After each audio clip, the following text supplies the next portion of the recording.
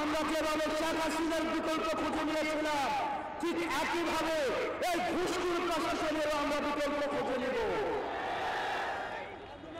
সুতরাং প্রশাসন, পুলিশ এবং যারা আইন শৃঙ্খলা বাহিনী রয়েছেন, আমরা আপনাদের সহযোগী।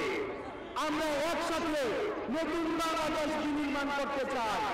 কিন্তু আপনারা যদি সিন্ডিকেট করে, আপনারা যদি অন্তর্বর্তীকালীন সরকারকে অসহযোগিতা করে এই জিনিসপাতির দাম বৃদ্ধি করতে দেন, রাস্তার মধ্যে জ্যাম লাগিয়ে রাখেন, তাহলে ছাত্র নাগরিক যে কোনো সময় আপনাদের বিরুদ্ধে অবস্থান নেবে।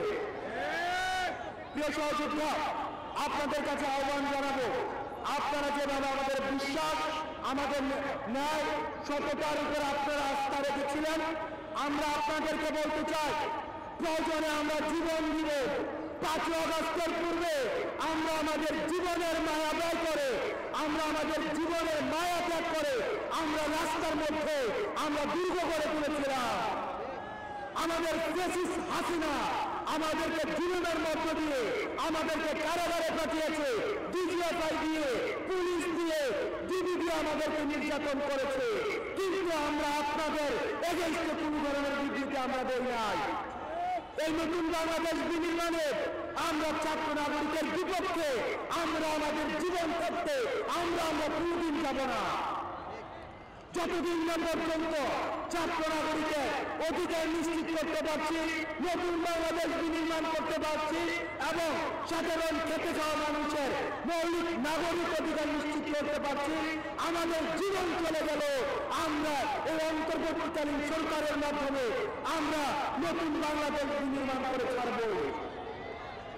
এইবার দেখেছে ফসলের ক্ষতি হয়েছে, সবজির দাম বেড়েছে, বাজারের নিত্য প্রয়োজনীয় দ্রব্যমূল্যের দাম বেড়েছে।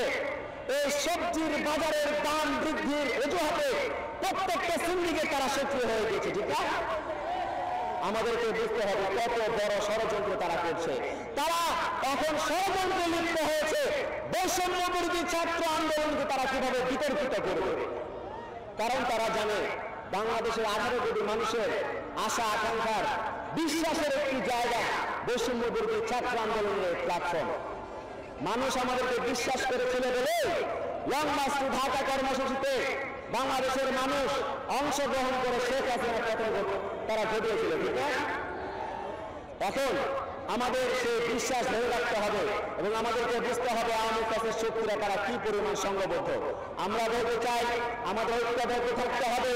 ভারত যেভাবে বাংলাদেশকে একটি করদ রাষ্ট্রে পরিণত করার ষড়যন্ত্র করেছিল, সেই ষড়যন্ত্রে তারা ব্যর্থ হয়ে এখন পর্যন্ত তারা থেমে নেই।